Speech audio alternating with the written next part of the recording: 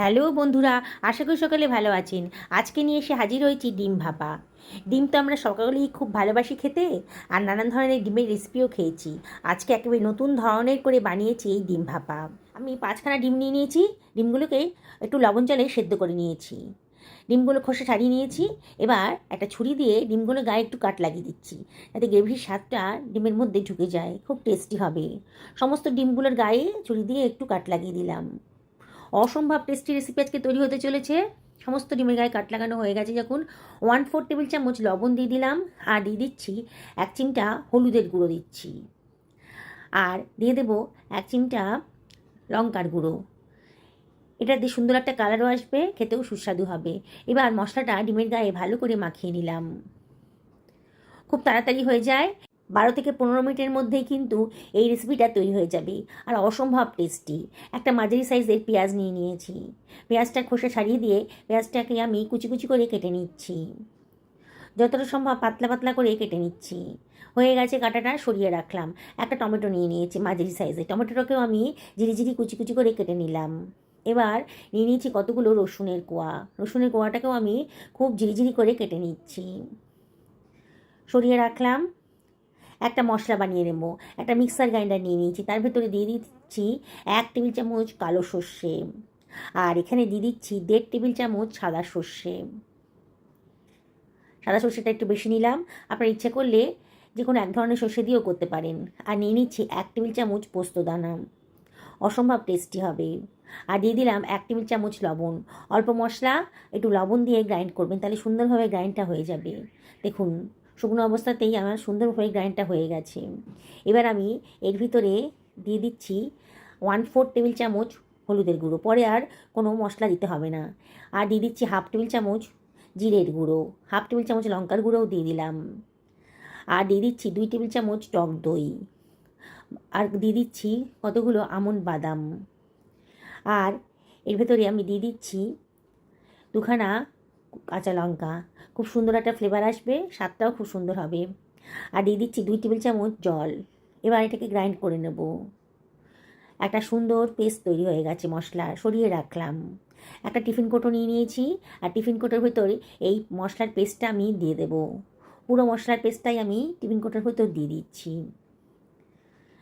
গ্রাইন্ডারটা ধুয়ে অল্প জল এর ভেতরে দিয়ে দিলাম। এবার এটাকে সরিয়ে রাখছি। একটা ফ্রাই প্যান বসিয়ে দিয়েছি।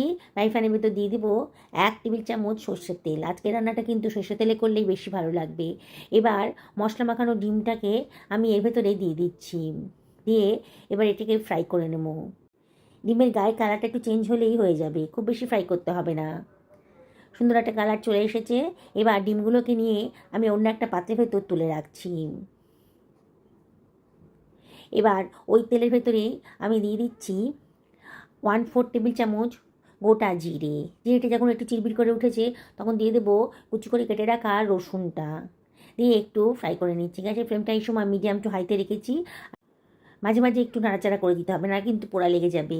এবার দিয়ে দিলাম কুচি করে কেটে রাখা পেঁয়াজটা, দিয়ে সব কিছু খুব ভালো করে মিশিয়ে নিচ্ছি। 1 মিনিট এরকম করে ভালো করে এটাকে ফ্রাই করে নেব।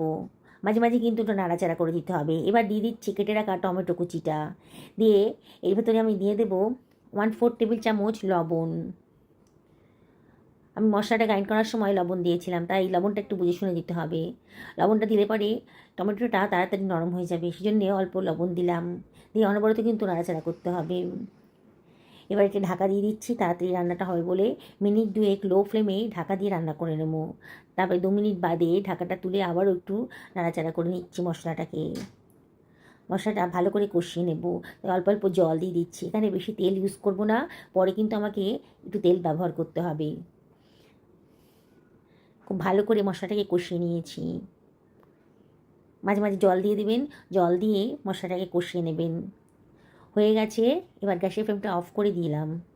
টিফিন কৌটোর ভেতর যে মশলার পেস্টটা ছিল, সেই ভেতরেই আমি এই পেঁয়াজ ভাজাটা দিয়ে দিচ্ছি। বুঝতেই পারছেন আমি আজকে ভাপা ডিম রান্না করছি টিফিন কৌটোর ভেতরে। পেঁয়াজটা যদি ভেজে দেন তাহলে কিন্তু অদ্ভুত সুন্দর একটা টেস্ট আসবে। ফ্রাই প্যানটা ধুয়ে অল্প জল ওর ভেতরে দিয়ে দিলাম, এই 4 টেবিল চামচ মতন হবে। এবার সব কিছু আমি খুব ভালো করে মিশিয়ে নিচ্ছি টিফিন কৌটোর ভেতরে। অসম্ভব টেস্টি একটা রেসিপি তৈরি হতে চলেছে।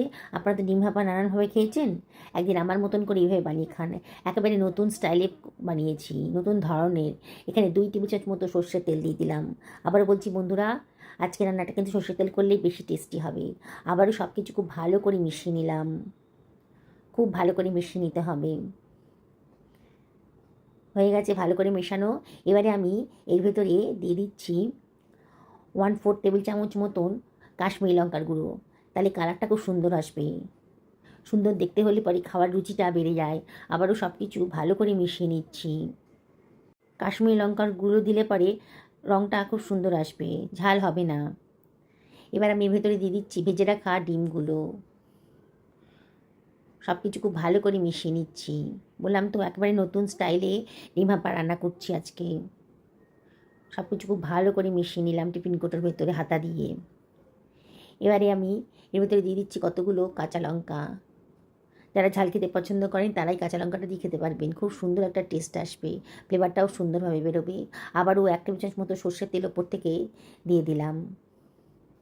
এই রান্নাটাতে তেলের পরিমাণটা একটু বেশিই লাগবে। এবার টিফিন কৌটোটা আমি ঢাকা দিয়ে দিচ্ছি, টাইট করে আটকে দিলাম। একটা প্যানের ভেতর আমি জল ফুটতে দিয়েছি।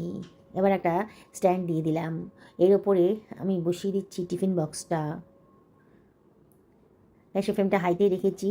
এবার ঢাকা দিয়ে 10 থেকে 12 মিনিট আমি এটাকে রান্না করে নেবো হাই ফ্লেমে। দেখুন 10 মিনিট বাদে আমার গ্যাসের ফ্লেমটা আমি এবার অফ করে দেব। এর মধ্যেই ভাপা ডিমটা রান্না হয়ে যাবে। আবারও 5-6 মিনিট একটু রেস্টে রাখবো। তারপরে একটা হাতার সাহায্যে আর একটা কিচেন টাওয়েলের সাহায্যে আমি টিফিন বক্সটা জল থেকে তুলে কিচেন টপের ওপর রেখেছি। এখন অনেকটাই গরম আছে। আমি কিচেন টাওয়েলের সাহায্যে বক্সটা ঢাকনাটা খুলে দিয়েছি। দেখুন বন্ধুরা, কতটা টেস্টি রেসিপি আজকে তৈরি হয়ে গেছে, কতটা লোভনীয় হয়েছে। বানানোর কোনো ঝামেলাই নেই, দেখলেন তো। একবার যদি গরম ভাত এইটা দিয়ে খান তাহলে দেখবেন বারে বারে কিন্তু আপনাদের বানাতে ইচ্ছে করছে। পরিবারের সবাই কিন্তু দারুণ মজা করে খাবে, এতটাই টেস্টি হয়েছে। এটা একেবারে নতুন ধরনের ডিম ভাপা। একদিন অবশ্যই বাড়িতে করে ফেলুন, সকলকে খাওয়ান, নিজেও খান। সুস্থ থাকুন, ভালো থাকুন, নমস্কার নেবেন।